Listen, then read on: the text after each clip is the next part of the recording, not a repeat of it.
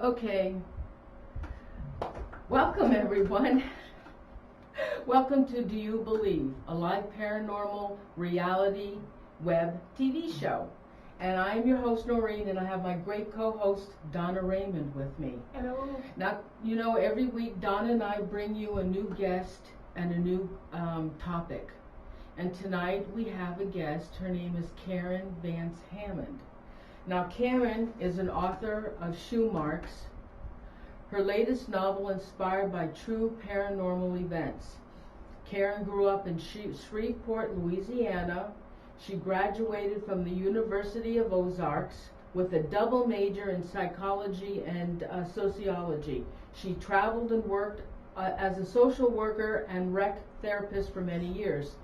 Karen even joined the Shreveport Opera for several seasons. So with that, Karen, thank you so much for joining us tonight. Thank you so much for having me. It's really a pleasure. Thank you so much. Oh, you're quite welcome. Now, do you want to talk about your book? Because we'd like to know how you came about to write this book, Shoe Marks. Well, first of all, Shoe Marks is a paranormal inspired by true events that took place in the state of Texas. And I have to say something, I know that you wanted to mention something, is that one of the most asked questions, there are two of them. Of course, there's going to be a lot of them, and I hope that I have a lot of from the viewers and also the listeners and those in chat as well. Shoe Marks is a novel. Actually, it is my very first novel that I've written. I have 4 more that are in the works, and we're going to talk about those later. But one of the main questions that people ask me is, how did I write this novel? Growing up having a reading disability, not being able to read at the age of 11 years old, I was placed in special education up in including college. I went to the University of the Ozarks at the Jones Learning Center because I am also diagnosed with dyslexia. If it was not for my teachers and if it was not for my parents taking me under their wing and teaching me how to read and overcoming this learning disability, reading disability, and dyslexia, I do have dyslexia. I will always have it. But like I said, if it wasn't for my teachers, I would not be writing today. So it is hats off to them. Now, let's get to Shoe Marks, a paranormal inspired by true events that took place in the state of Texas. Karen, honey, yes. You don't have to talk fast. Just slow down if that'll help you, okay? Fine. All right. Okay.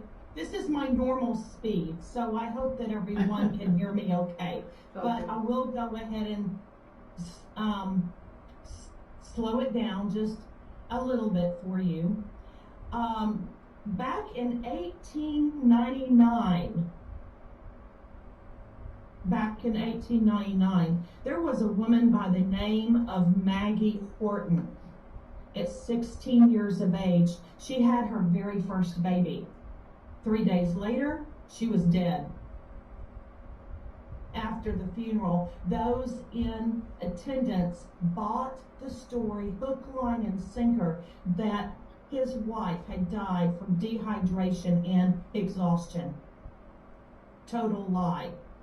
The Horton House is now in Texas. It sat vacant for years. Some people bought it. They only lived in it for about 3 months, and they left everything behind. I met a woman by the name of Jennifer Stone here in Texas, and she is the one that lived in the Horton House. Now, how this all came about was that she and I were swapping stories. She told me, I'm going to tell you something, and I know that you are going to think that I am absolutely crazy. And I said, no, I'm not. She said, I've lived in a home that has had paranormal activity for over 20 years. And I said, whoa, tell me more. I am very interested in this. It took 2 years to investigate the Horton House. Not only did I have to go to the courthouse and get court records, but it took 2 years to get the story right. What actually happened was that after Maggie Horton had died. People had owned this house since 1899. It was a homestead that James Horton had built from the ground up. Now, if you want to get a picture of this home, and I'm going to get to the scary parts in just a few minutes, but I just want to kind of lay the groundwork here. If you ever saw the movie Gone with the Wind, where you have the grand staircase, the smoking room to one right, the ladies' room to the other, that's the kind of house it was. Nice. Yes, it was. Now, like I said, the home had been sold repeatedly.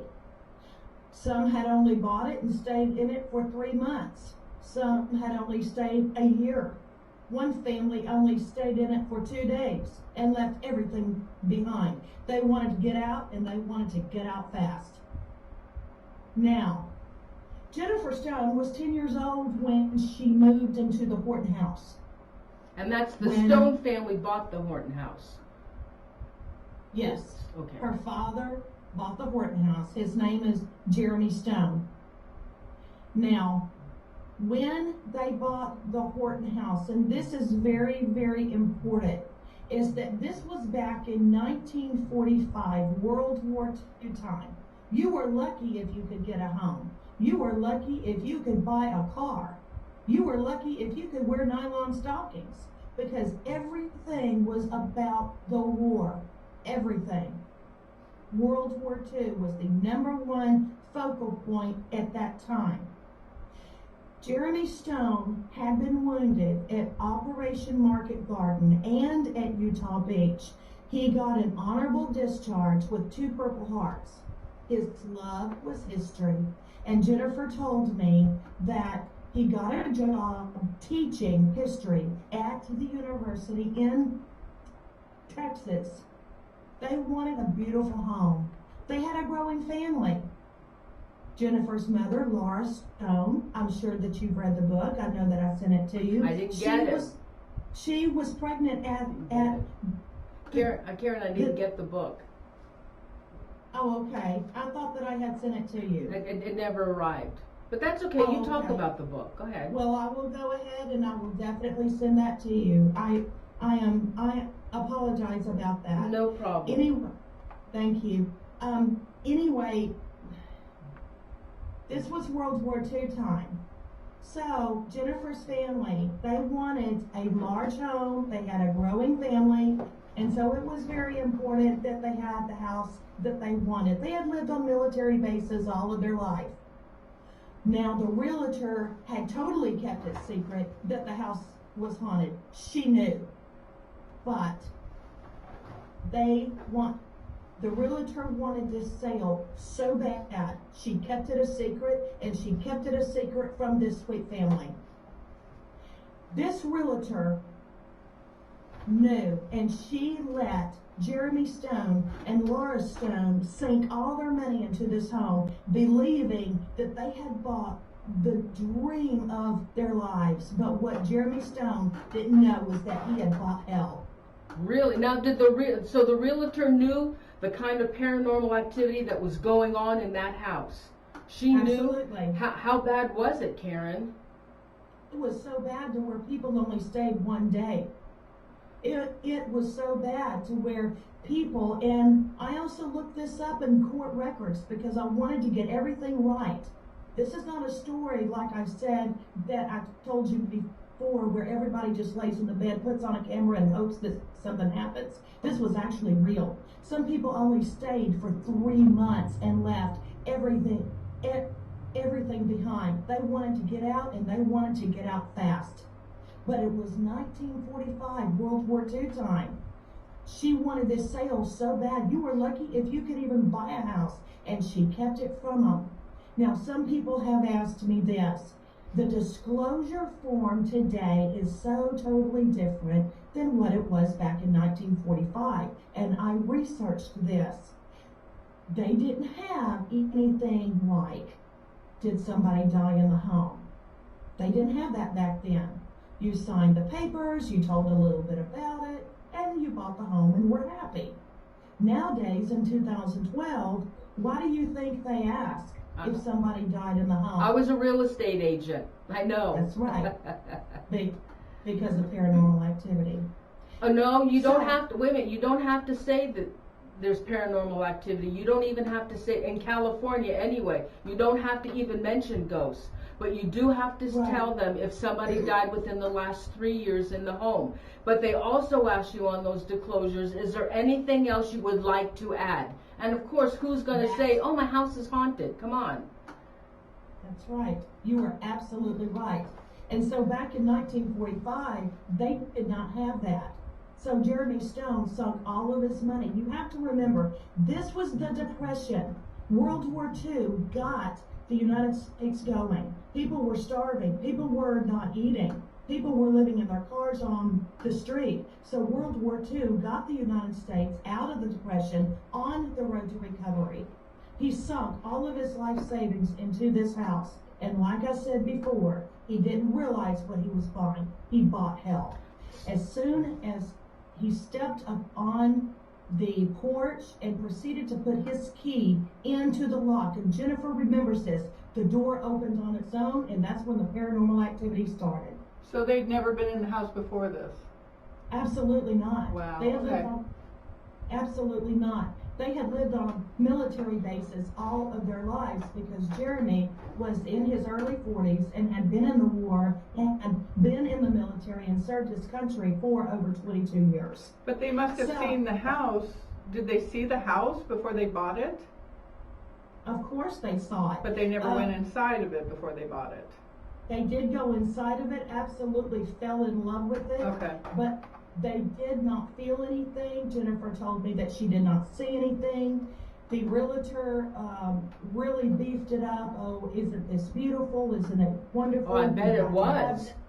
It was absolutely beautiful. So when I met Jennifer, like I said, it took 2 years of investigation. As soon as they walked into the home, that is where the paranormal activity started. And it was little bitty things. Things like a light turning on and off. Okay, so it's an old home. Or maybe a door will creak shut. Jeremy Stone, he said it was an old house. You're gonna have stuff like that. This house was built back in the late 1800s. Texas homestead. You're gonna have creaks. You're gonna have sounds. Don't worry about it. Everything's fine. But everything wasn't fine. Everything was not fine. The paranormal activity even got worse. I have this also in the book, and I know that some of my listeners, excuse me, not my listeners, but every listener, understands that about the electricity that has to be drawn to have paranormal activity. In chapter 3, Laura Stone, now she was pregnant. She knew that something was wrong. Every time that she would set her clock, every time that Jennifer would set her clock, it would spin out of control, stopping at 9 o'clock. Wow. 9 o'clock? They had a joke. 9 o'clock. Oh, it was always 9 o'clock? Always 9 o'clock. So what was the significance of 9 o'clock? I'm about to get to that. Oh, come on! Huge significance. They never could keep their clock set. In fact, it was a running joke. Oh, what time is it? It's 9 o'clock. It was always set at 9 o'clock. And Jennifer remembers that she could see it spin to 9 o'clock and stop. Every single time the cuckoo bird would go boo boo boo boo, it would always do it 9 times, and it did it constantly on the hour at 9 o'clock. Now, the paranormal activity even gets worse. Laura Stone, pregnant, about to deliver her baby. She walks downstairs, she flicks on the light switch, and every cupboard was open. Pots, pans, dishes, towels were stacked. The stove was red hot and on. Knives were shooting across the room. She lets out the most horrific scream that she ever has in her entire life. And Jennifer remembers this because she said it was the most blood-curdling scream that she has ever heard. She ran downstairs, her and her brother ran downstairs, wondering what in the world was going on. Was her mother having the baby? And Jennifer walked in. And she said, I've never seen my mother so white in my life. She said that her breath was permeating like smoke from her mouth. Jennifer walked over and saw the thermostat move to the left, down, down, down, down. Now, Jennifer's mother wanted to play it off as, what are these kids doing? Why did you do this? Why are you making a joke out of this? And they said, Mom, we didn't do this. We did not do this. It was freezing in that room, absolutely freezing. I have been in the Horton House, and I'm going to tell you about it in just a few minutes on some of the things that I experienced. Now, the father came downstairs, and there were these two marks that were by the banister, by the floor. They're about 6 inches long, and they're side by side. Their dog, Honey, is the one who found the blood in the shoe marks. The blood. Jeremy Stone races downstairs and he puts his finger in it and he says, this is a smell I will never forget. Now, you've seen on Amityville Horror, A Haunting on TV, you've read the Amityville Horror books, and you hear walls bleeding. Oh, But yeah. in this story, true story, the shoe marks bled. Oh, so they were actually marks from shoes on the floor that were bleeding. Absolutely. Okay. Thank you. Oh. Yes, and Oh, I'm going to get got to it. that in just a few minutes Okay. on why they bleed, because Okay. it's very interesting. Now, let's go a little bit further. I don't want to get too much, but I can talk for hours about this book and what I've experienced. It is absolutely horrific on what this family had to fight for their life. But they sunk all their money into it. They could not move. They could not go anywhere. And yet Jeremy Stone kept saying, it's an old house. Oh, I know what's wrong. It's the stain in the floor. And maybe there was some water that got into it. Or maybe some type of condensation had got into these marks. That's what it is. It's not blood. But it was. Wow. Every single night, they would have just about every single night. Melissa Cardenas, I want to say hello to you. Yes, she has read Shoe Marks. She is a wonderful editor, and I want to give a shout out to her. She is now on chat. So anyway, what happened is that the paranormal activity gets worse. Oh, keep going. Laura Stone, she had her baby, and when she got back from the infirmary, her baby was about, let's say, about 9 months old, not very old at all, and she hears, Mama, Mama, Mama, Mama, Mama, Mama, and she gets up thinking that it's Jennifer and Robert, but it wasn't, and she didn't recognize the voice. Mama, Mama, Mama. She runs into James Collins Stone. That baby is suspended in air in front of a moving rocking chair. My goodness. Everybody saw it. Jennifer ran in. She said that she was absolutely scared to death. But the thing is, the rocking chair was moving, and her baby brother was suspended in air. Nothing was under him. Nothing but air.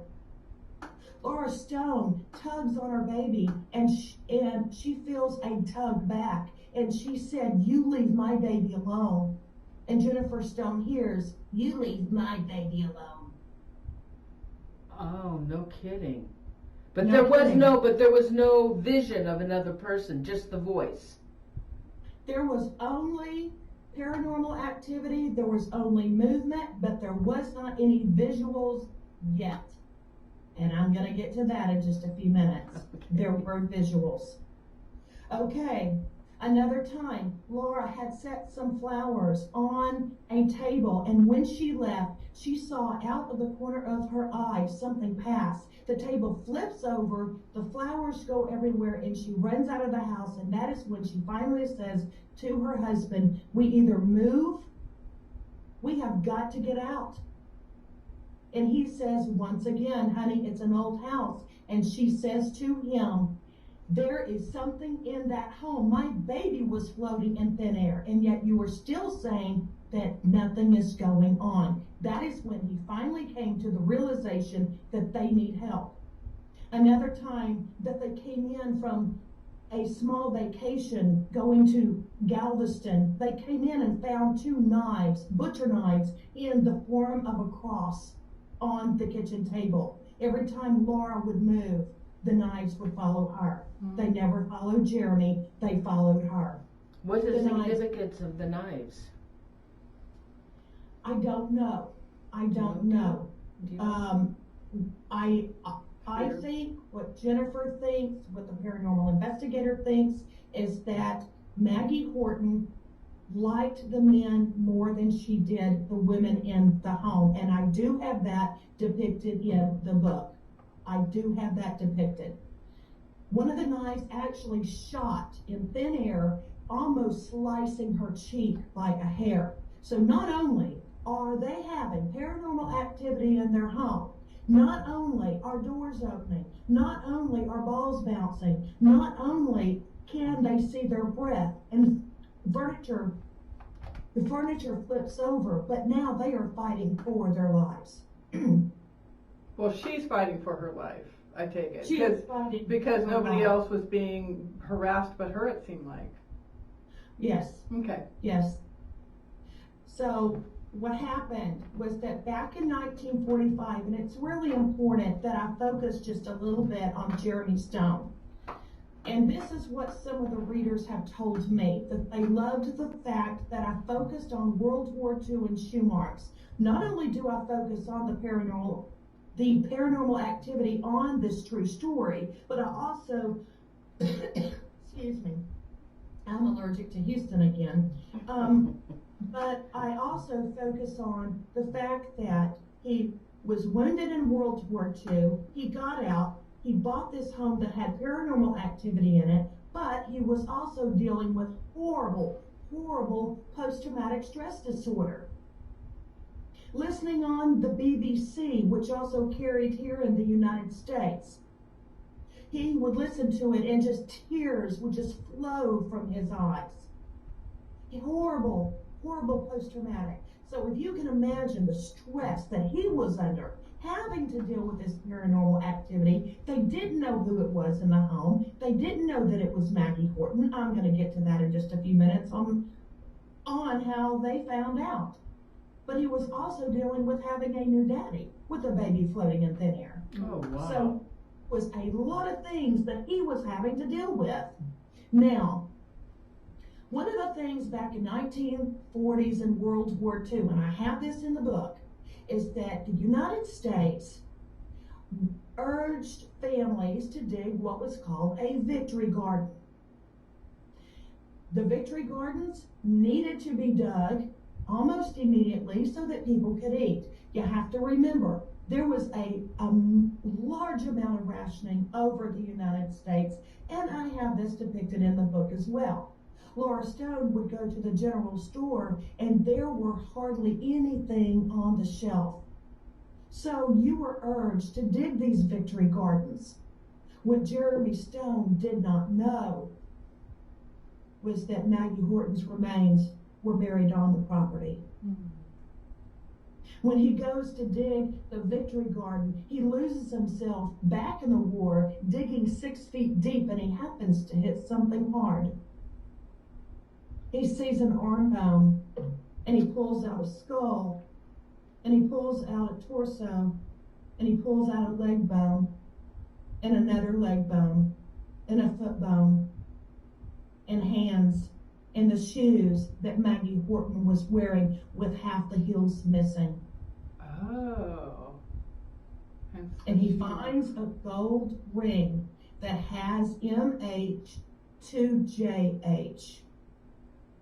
He also finds the headstone back in today in 2012. Your headstones are out of granite. Back then, they were built out of concrete, and the names were professionally chiseled inside of the concrete stone. And what happens to concrete when it's under pressure? It crumbles. Yeah. He found the actual headstone. He calls the police and, well, the sheriff at that time, and he said, I found something. I don't know what it is, but it may have something connected to the home. Oh, can I interrupt you for 1 second, Karen? Did you say what year did the Stone family buy the Hornet Mansion? 1945. Okay. Oh, so okay. 1945 is when they bought the house. The house was actually built. Maggie Horton, let's see, they had lived there for 3 years, 9876. So the Horton House was actually erected as a homestead in 1896. Oh, wow. 1800s. Wow. Yes. So it had had a lot of time to have that paranormal activity in there. Now, when he found the bones, like I said, he called the sheriff. The sheriff comes out. He is absolutely cannot believe it. I couldn't even believe it when I heard it. What happens is that the news gets out, and at that time they didn't have television; they only had radio. And the newspaper people come out, and they start taking pictures. But when they develop the pictures, that's when they saw Maggie Horton. Really? Really? When they developed the pictures, and where was she in the picture? Where was she when they took the picture? Was she in their living room? Was she standing beside somebody? She was standing. The first picture that was developed by a Vito camera, a 1945 Vito. That's what they had back then. They had to go into the dark room and, of course, dip it into the solution. And from the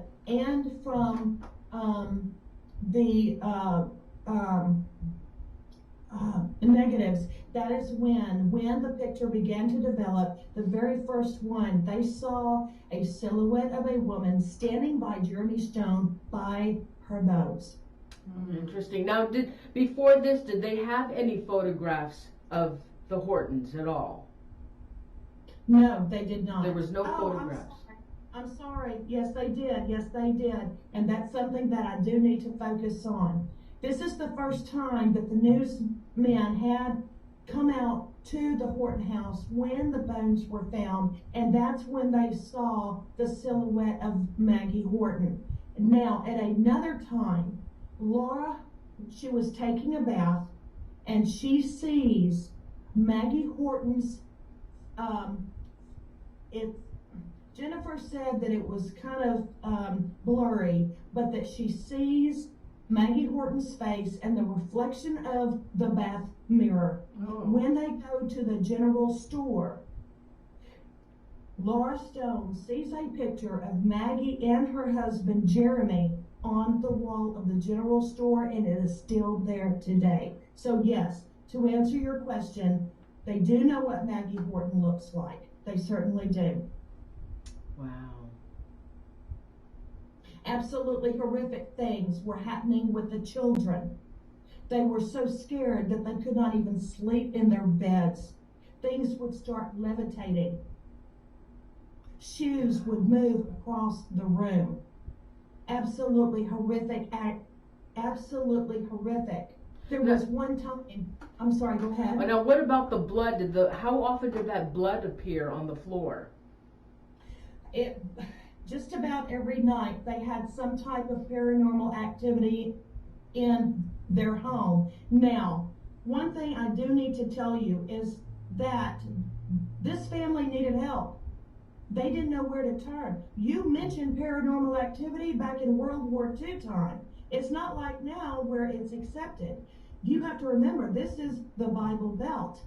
So if you mentioned paranormal activity, or I have a ghost in my home, something is in my house, they did not pity you. They took you away. They put you in an insane asylum. You were labeled as crazy. This is 1945, it's not 2012 like it is accepted today because we've had the technology to study it more. So they didn't tell anybody about what was going in their home. They had no idea how the newspaper people even got a hold of it. They had kept it quiet, but they knew that they had to do something. So what did they do? Well, what they did is that they went to a psychiatrist, and the psychiatrist luckily believed him. And the psychiatrist had told this family, I want you to go see a parasitologist and he will direct you on what needs to be done. Now, Laura wanted to take it upon herself to get rid of Maggie Horton. She wanted to get rid of the paranormal activity in her home. So what does she do? She gets the sage. Everybody knows about the sage. You light the sage and you go in every corner and you hope that you can get rid of. And she had read this in chapter 3 when her husband had taken a book from the library that was published in another state, and she found what she needed to do. So she goes, this God-fearing family, you have to understand, these were very, very strong Christians. So they did not know what they were dealing with. They didn't know where to turn. So her and her friend light the sage. They go in every corner and they repeat the entire Psalm 91. And also saying, nothing evil shall enter this house. But it was still there. The paranormal activity would not go away. And they tried it again and again and again. They had the house blessed, but it was still there. Just about every single night when the family was in the den, as you would say, or the family room, they knew when paranormal activity would start because the thermostat would start to move. They could see their breath vapor, if you will, because the room would become so cold. The children had to huddle together. They would scream bloody murder when it started because the shoe marks would bleed. Books would start flying off the wall. There were actually scratches in the drapes in their home. Oh my God. So they didn't know what they were dealing with. And Jennifer remembers when she was holding on to her mother, there were these scratches that came down the green drapes, and I have this depicted in the book. There were scratches like a claw almost that came down in the fabric. Yes, the children were there, scared to death. The blood in the shoe marks would actually start to, I want to say boiling, as almost a heartbeat. And it would start to trickle toward the family. Wow, that's interesting. Yes, absolutely trickle toward the family room. The wind in that house would become like a hurricane. Things would fly around their heads and they would have to duck. One of the things that's really important, and I have this in chapter 2, is that the children go in the barn and they find furniture. Very old furniture.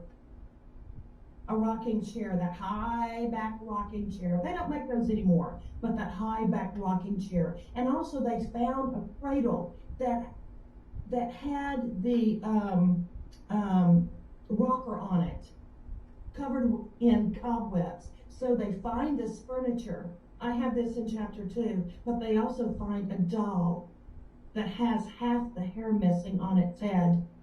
One time when Laura Stone was in the house, she hears once again, Mama, Mama, Mama, Mama, Mama, come play with me, Mama.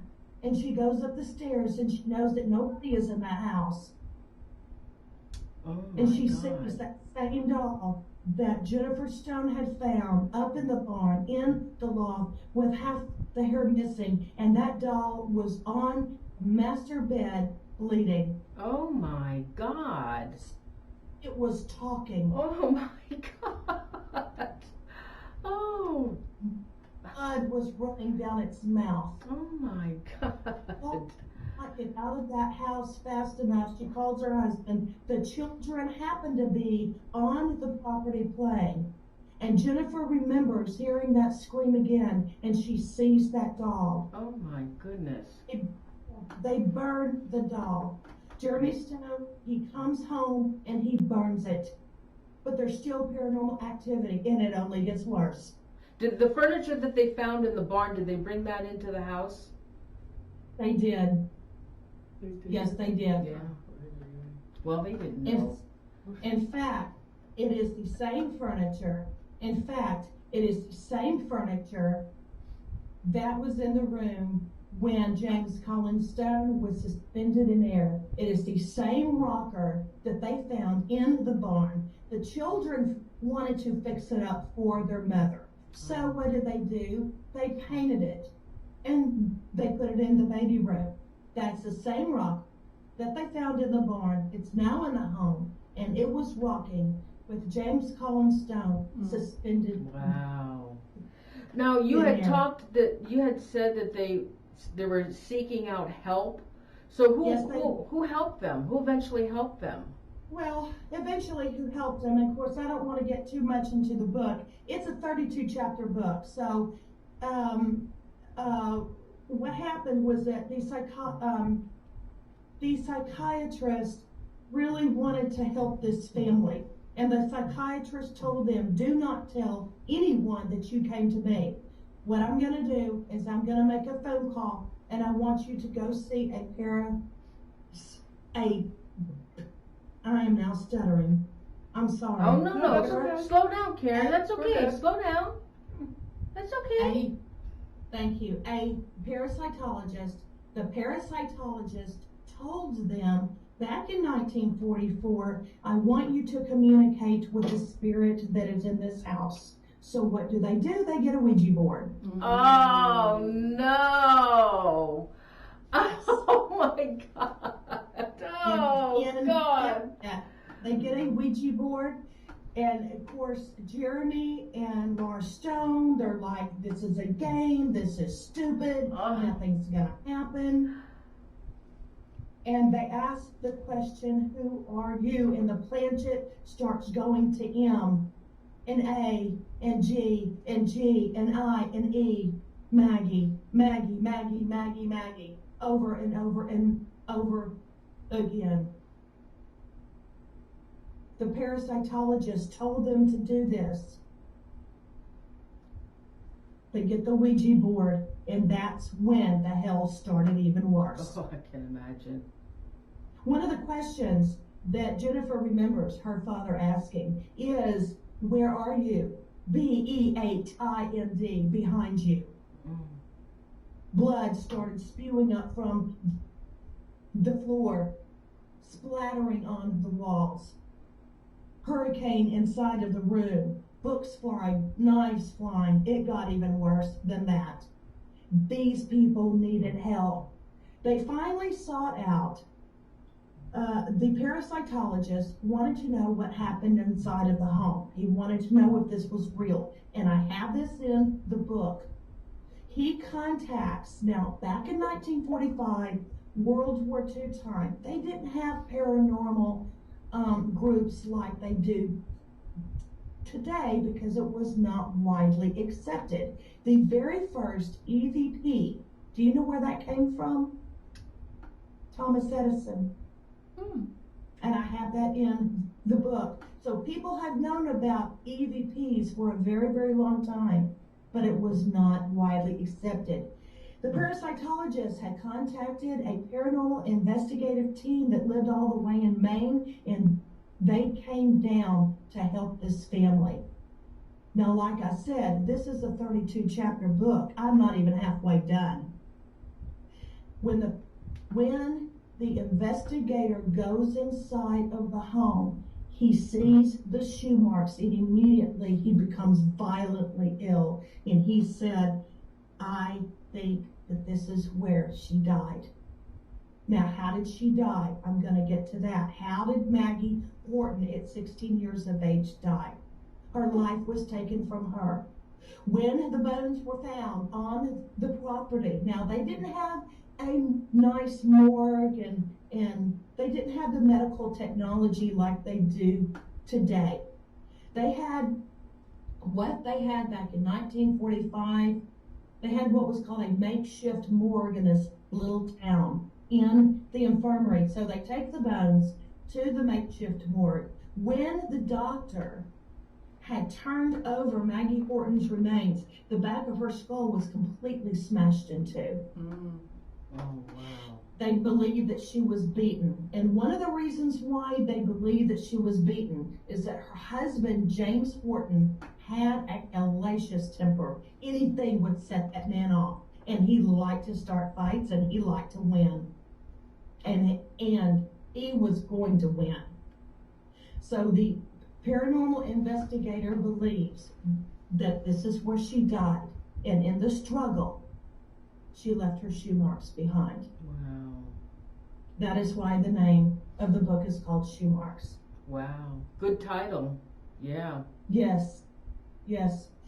Now, it took 2 years of investigation. So many people ask me, how did you get all of the information? Court documents was one of the main things, is that I looked at people that had lived in this home. I was able to contact Jan Oliver, one of the people that did live in the home, and she told me about the paranormal activity that they had experienced as well. And that is one of the reasons why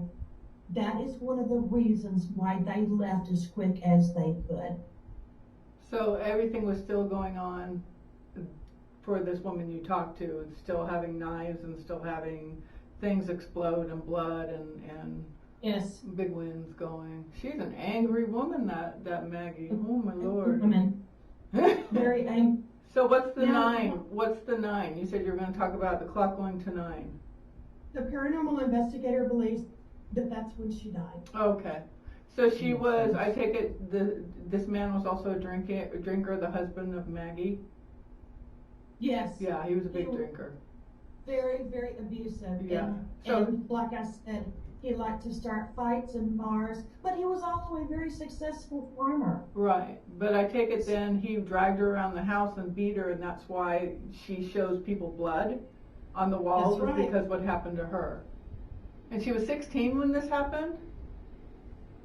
Yes, Wow. 16 years of age. Okay, so she was very young when this happened. No wonder she's raging. Yes. Wow, okay. Yeah, she was very young when this happened. Now, one of the things that I do need to tell you is that this house is still standing today. The family still owns it. The However, Stone family? Stone family, they still own it. Yes, they do. Wow. They still own it. They did not leave. They still own it. And I have that depicted in the book. So like I said, I don't want to get all the way to the very ending, because the ending will absolutely shock you beyond belief. But this is what happened to this family. Absolutely horrific paranormal activity. Oh, yes. Yeah, that's the worst I've ever heard. Oh, absolutely. I had the opportunity, when I was doing my investigation, I had the opportunity to spend 3 days inside of the Horton House. Now, I did not get to spend the night. I wanted to spend the night, but they would not allow me to do that. When I got inside of the home, I felt so sick to my stomach. I felt like that the oxygen was being drained from my body. I could not breathe. I felt like I was being choked around the neck. You know how when you get close to electricity, you know how you learn in science when you put your hand on the electricity ball and your hair stands up? That's what happened to me. My hair was actually standing on end on my arms and on my neck, and it felt like that I was very close. Wow. I heard footsteps above me, and I was on the first floor, and I heard footsteps. Also, I heard singing. Maggie loved to sing. She loved hymns. Wow. Were you afraid at all? Were you afraid at all when you stayed in the house? You know, I was apprehensive, but I was not afraid because I have lived in a home before, my own home, not the one that I'm in now, but another house to where I did have paranormal activity. The very first time that I was absolutely scared out of my wits is when I lived in the state of Maine, and I will tell you about that in just a few minutes. But knowing what I was walking into, knowing that there was paranormal activity, knowing that Maggie Horton was still there and still is, yes, I was apprehensive, but as far as scared out of my wits, no, I wasn't. I needed to do my job. I needed to find out where the grand staircase was, where the shoe marks were. I was able to actually put my finger in them, and the wood was moist. I wanted to see exactly where the furniture was because I wanted to get this story right. This is not just a story where things are made up.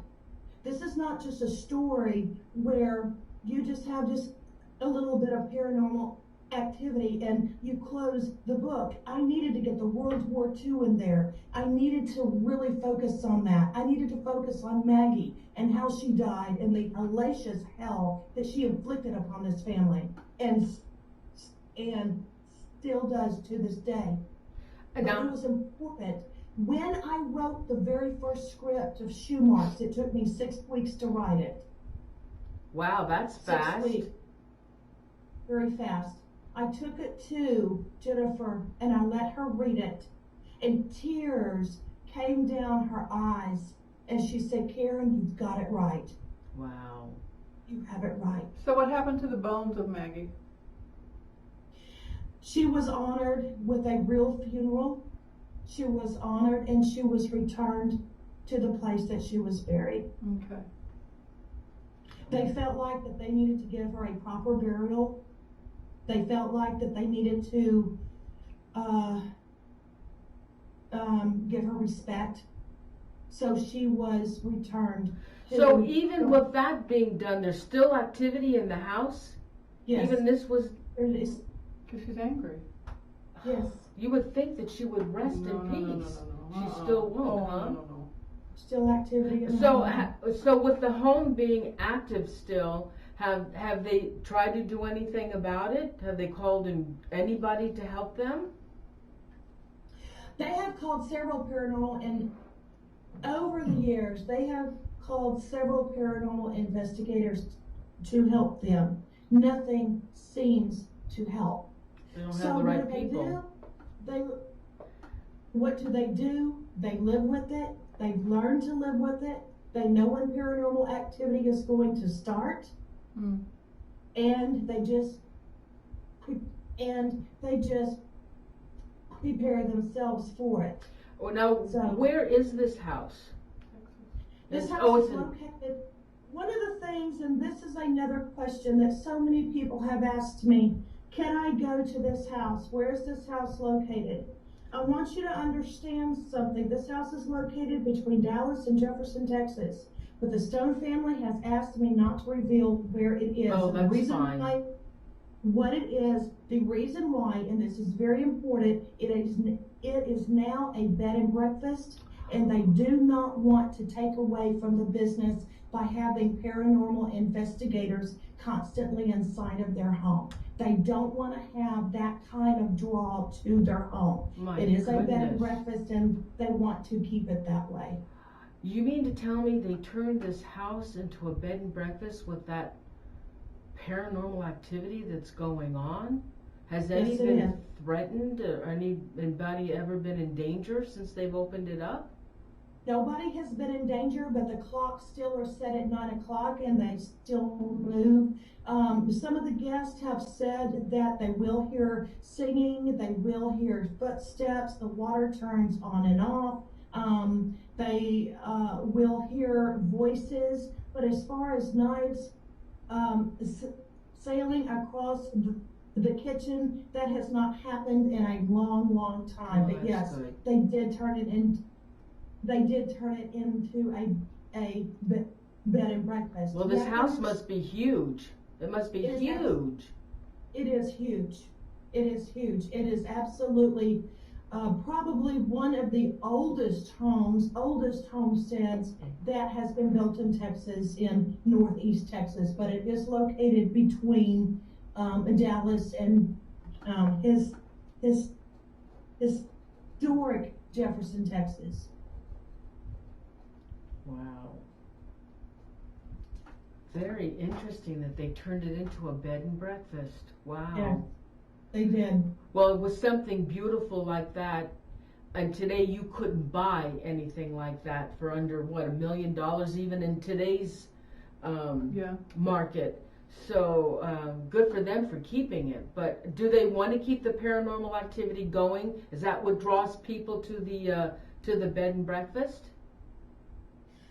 A lot of times they will not tell their clients, the people that come and stay, that there is paranormal activity inside of the home. And a lot of your older bed and breakfasts, I know that there are a few in Jefferson, Texas, where I know that there's paranormal I know that I'm sorry. That's okay. That's okay, Karen.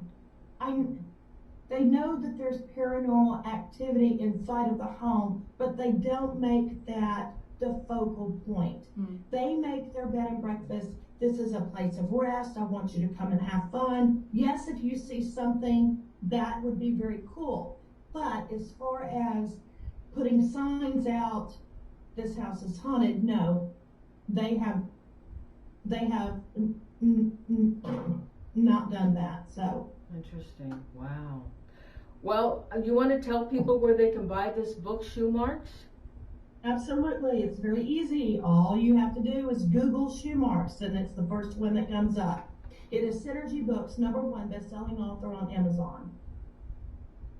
Did you get that? Yep.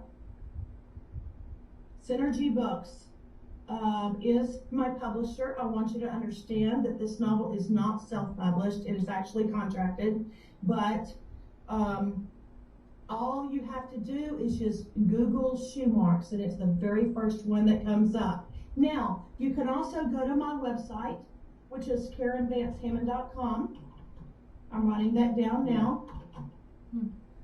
And you can also see and read what other exciting titles are coming up next. My next title that will soon be released in October, I'm not sure that it's going to be in October, but I hope it is, called The Monastery Murders, and that's also courtroom drama, thriller, romance. Yes, it does have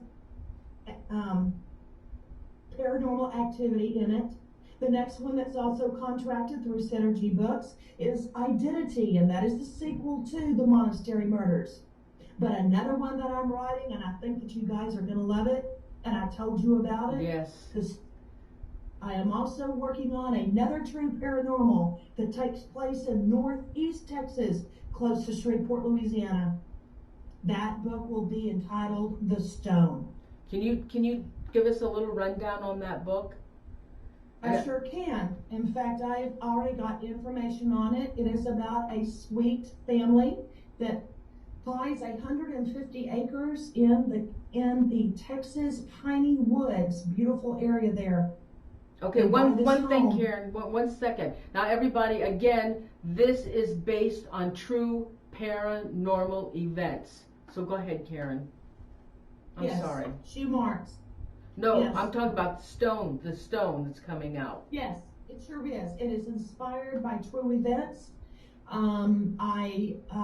What happened was when the husband, he buys 150 acres. He is married, he has 2 children. He buys 150 acres and he sees these hills, but to him they're ugly. And what are these hills doing here? And they're right by a stream. So he goes and he bulldozes them. Wrong thing to do. He finds Indian arrowheads. Oh, shoot.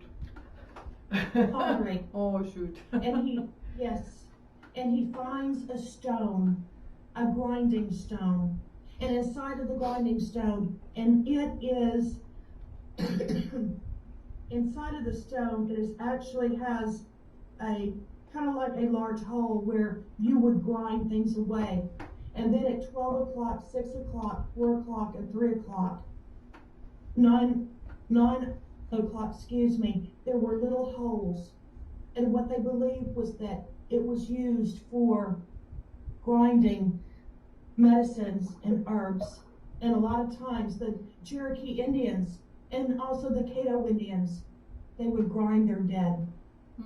So it will be called the stone. The actual person, he found the stone. Oh, what a neat rock. Don't you like this rock? And he shows his family. So he takes the rock and he puts it on the mantle. And horrible paranormal activity starts in the home. And it's still there to this day. Sounds like a great book. Yes. The stone, I'm halfway through with it. Hopefully it will be finished within the next year, and it hopefully that it will be on the market, but I am calling it the stone. I see on the chat room that some people are saying that my book sounds vaguely,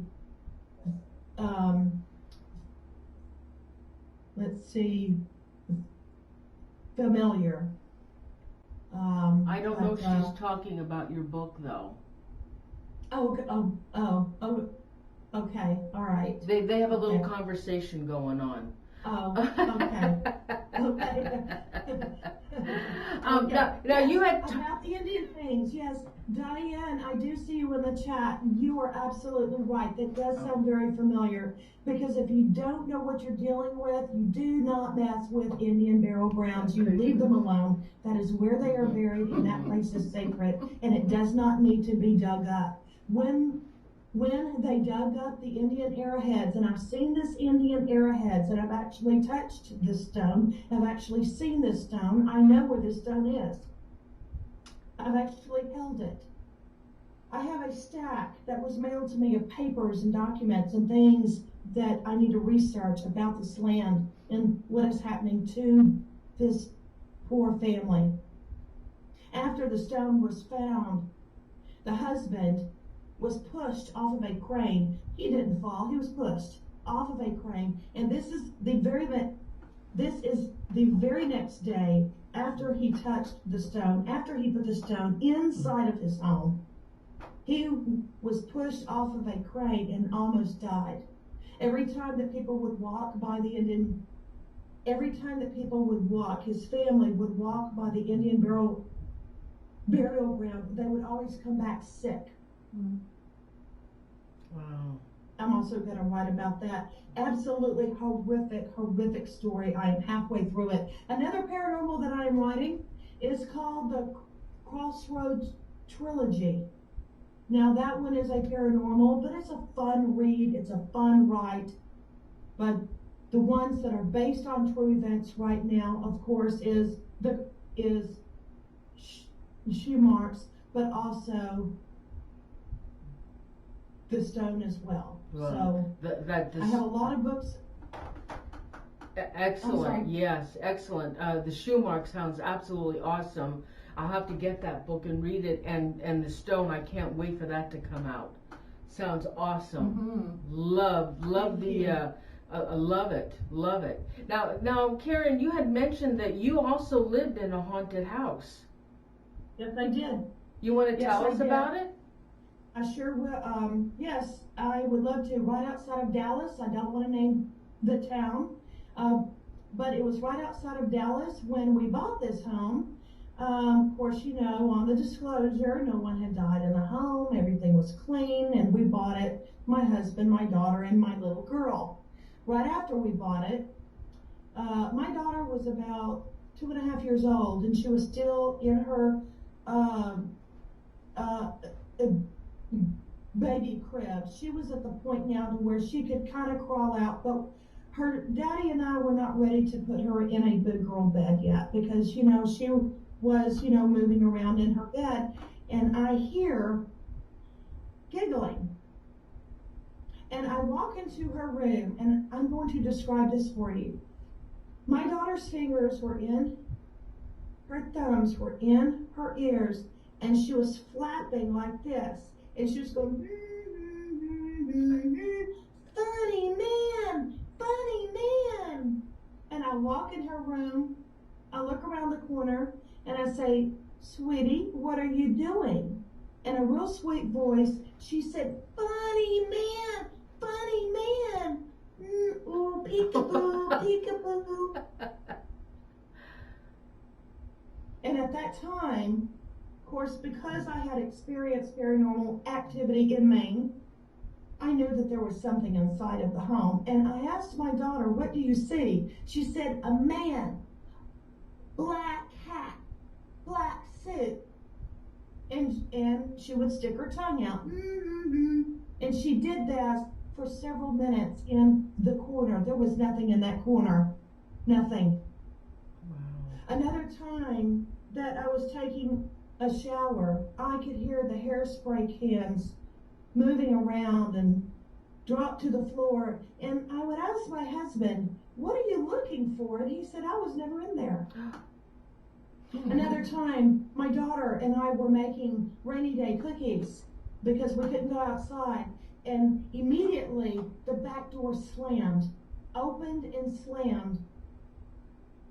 Wow. My daughter says, Daddy's home! Daddy's home! And I said, honey, Daddy can't be home. It's 1 o'clock in the afternoon. And I heard the slam too. That door was bolted and locked. Wow. Another time, when it was snowing, and it does snow in Texas, believe it or not, in North Texas it does. We had a snowstorm, and when I walked into the kitchen, out of the corner of my eye, I see a man standing in the snow, wearing a black suit with a black top hat. You did? Yes, I did. I told my husband about it, and of course, you know, he did not think that I was crazy, because he said, I want to tell you something now. Oh. He said, I have seen things myself. When I was walking outside into, up on our steps, on our back porch of our home, I saw an elderly woman dressed in period clothing with long hair in front of the kitchen sink. Wow. I started doing investigation myself, and I started asking neighbors, and I found out that it used to be a pig farm. Before that, it was a cotton field that had, back in the early 1900s, it was a cotton field. But before that, and this is the interesting thing, before that, it was the same land that Sam Houston had walked across with his army to go to fight the battles. That I do know. Could the house ever been a slave cottage or a slave house? One thing that I do know is that there are several houses in that neighborhood that I lived in that do have paranormal activity in their home.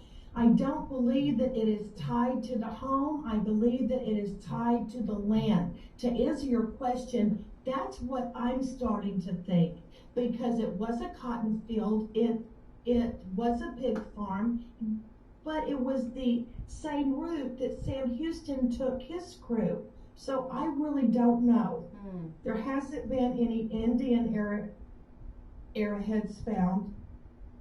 So I really don't know. Yes, Debbie is writing, yes, cotton, yes, that's what I'm saying. Let's see.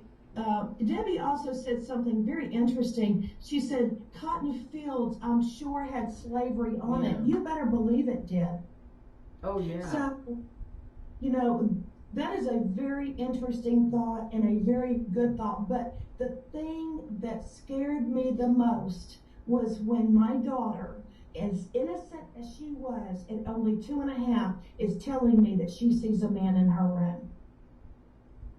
But she gave a description of a man with a tall hat and a black suit, which probably would have been if okay, I'm thinking if you have cotton fields and you have slaves and the house could have been part of a slave cabin at one time and then added onto and make it to a bigger house, there would have been a mansion on the property, and this man would have been what do they used to call those guys? They used to have a name for them. He would have been the owner of the mansion, and he would have been the owner of the slaves and the owner of that property.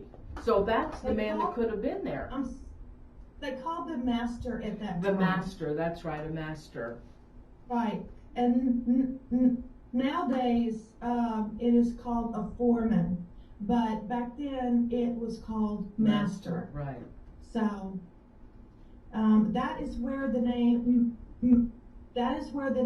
master bedroom comes from. Oh. So, but like I said, the most scariest part was when I saw my daughter. So did you ever find out, how long did you live in the house? We lived in the house for 4 years. Oh, so did you ever find out what the haunting was? We never No. found out, no.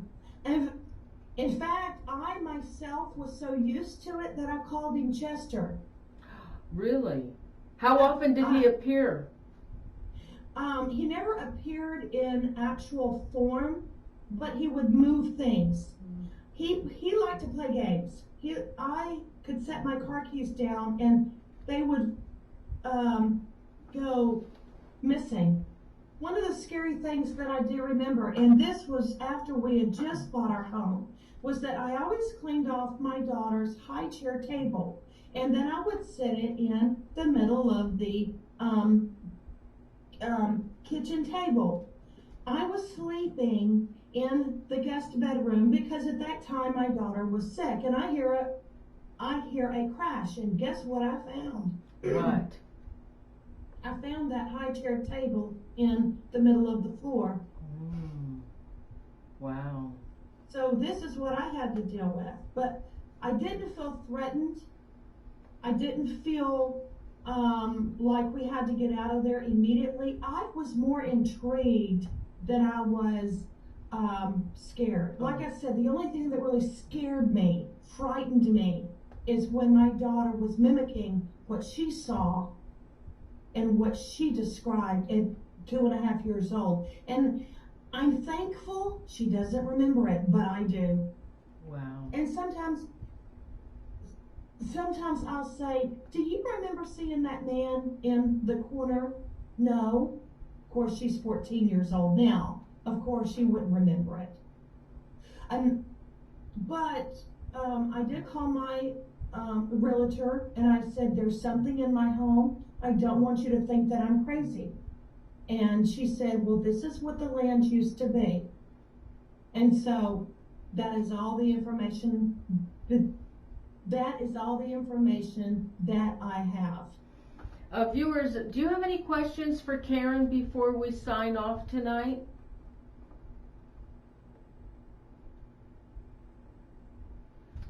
Yes, I did. I did sell the home. My husband and I relocated to Mobile, Alabama. Diane is asking, you didn't sell the house? Yes, we did. That may be just another conversation. Okay. Scratch that one then. Yes, but we did sell the home, and we moved to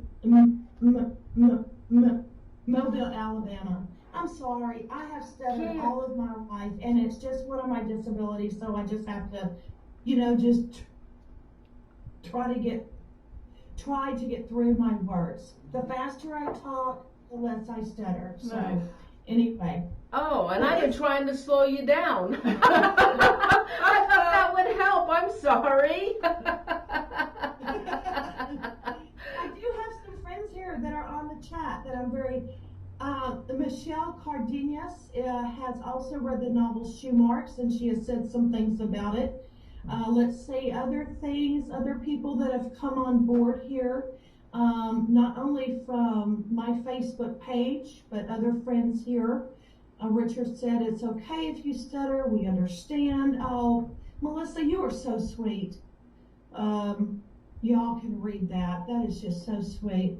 Let's see, Debbie came in late, and she says that I wish that I could have come in sooner, but a job well done. One thing about shoe marks is that, you know, I do have the disability that I have, the reading disability. Some people ask how I wrote this novel. I use what's called the dragon. Oh yes, that's wonderful. Yes, it is an actual voice narration machine, and that is how I write my novels. Now, don't get scared, I can type too, but I have to go back and I have to correct all of the backward words.